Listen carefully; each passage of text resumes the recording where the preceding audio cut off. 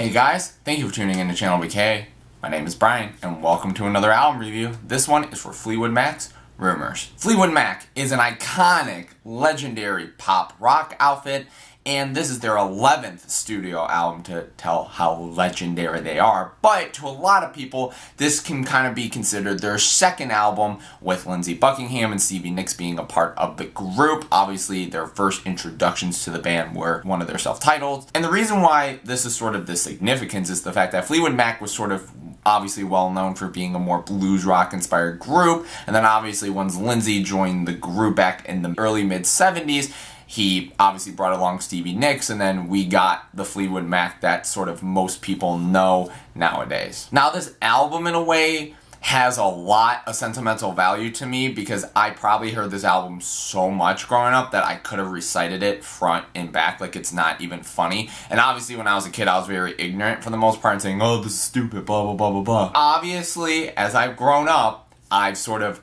gone back to it and realized, like, no, this is a fucking fantastic album. The reason why this album to me is just so intriguing and interesting is because I think everything about it, the history about it, the actual composition of it, everything is, in my opinion, so important that everything went together as well as it did. In a weird way, this is sort of one of the most, like, ultimate OG breakup albums, mainly because everyone in the group was breaking up with each other. Lindsey and Stevie, John and Christine, Mick and his wife at the time. So it made for a lot of tensions in studio, but it got us some fantastic songs from it. And I think that's another really good thing too, is the songwriting on here is so sharp, so well put together.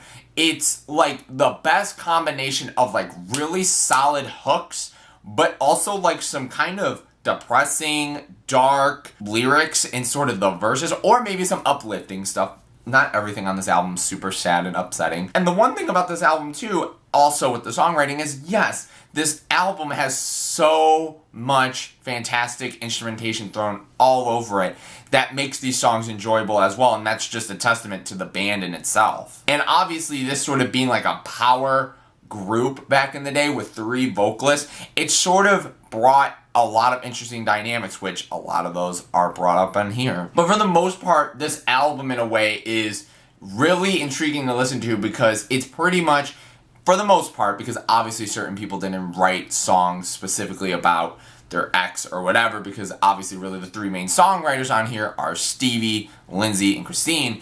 But at the same time, all 3 of them sort of give different perspectives into a relationship, before, during, after, and that's another really interesting part of listening to this record too. The 3 of them bring their own different flavor to the table. Obviously someone like Lindsey brings these just like big bombastic guitar-led songs, something like Secondhand News, which kicks off this whole entire album. I think is one of my favorite songs on the album, and I love how it tricks a listener into sort of hearing it for the first time as this very upbeat, happy song. And Lindsey just delivers some great, heartbreaking lyrics, which in a weird way like doesn't go hand in hand with the rest of the song because the song's so upbeat and happy. Especially verse 3, I think is fantastic. And I just, again, one of the most infectious hooks on the whole album. You know, when times go bad, when times go rough, won't you lay me down in the tall grass and let me do my stuff. But then obviously someone like Stevie has to come right back with a song like Dreams, which is a lot sexier. It has this great bass line on it, and I think Stevie delivers some fantastic vocals. And the rhythm, especially going along with the bass, is just so infectious and it's just so seductive. But then someone like Christine brings like a lot of really interesting mixes to the table. We get something like a song about your own self-sacrifice for love, which is Songbird,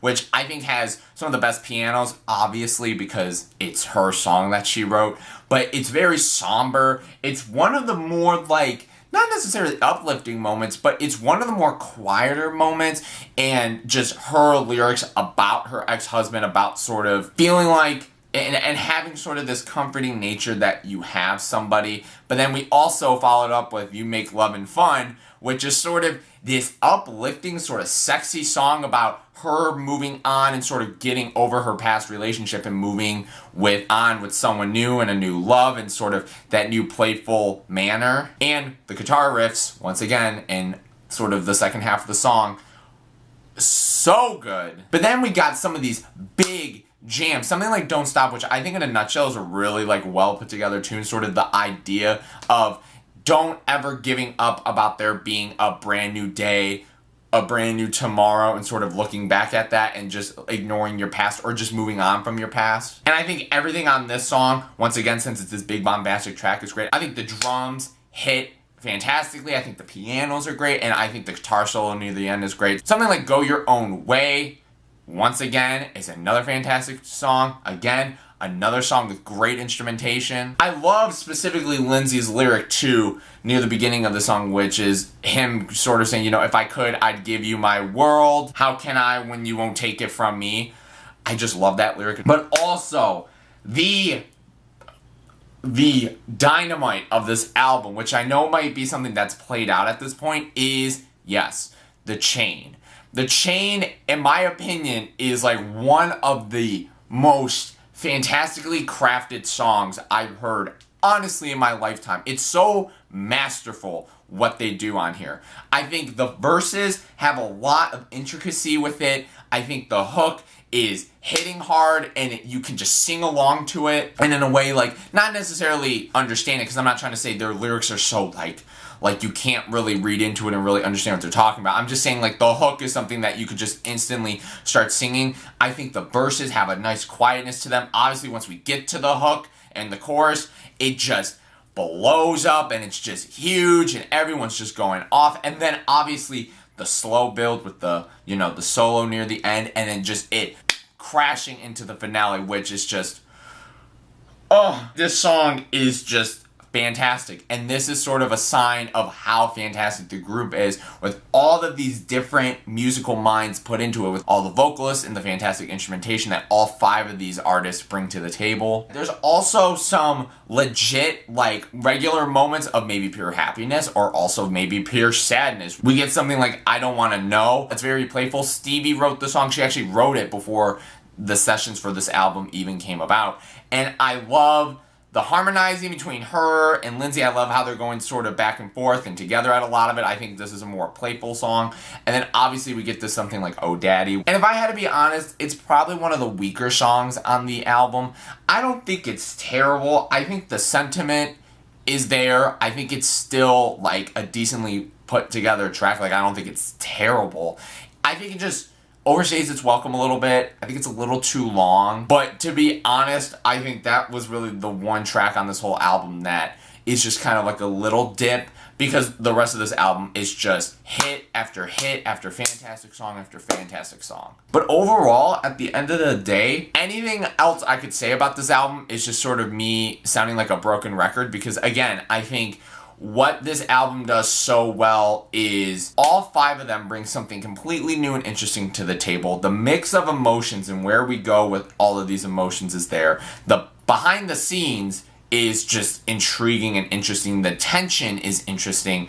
But we get some fantastic songs, which in a lot of ways, a lot of sort of the verses have these really interesting poetic moments. Then once we get to these big choruses, it sort of is very open for all of us to sing along to, which I think is so genius. And then specifically with the instrumentation, it's also just fantastic as well. And obviously, when you listen to the songs that are written by specific people, there are heavier influences of what they do. Obviously, Lindsay with his guitars, which he's a fantastic guitar player, obviously, and then Christine with her piano. I think, like, this album is just an iconic piece of pop and soft rock, and it still holds up very well. Obviously, there's moments on here, you know, something like Dreams and maybe something like You Make Loving Fun, which have an obvious influence, and you can clearly tell it was written or made rather back in the late 1970s.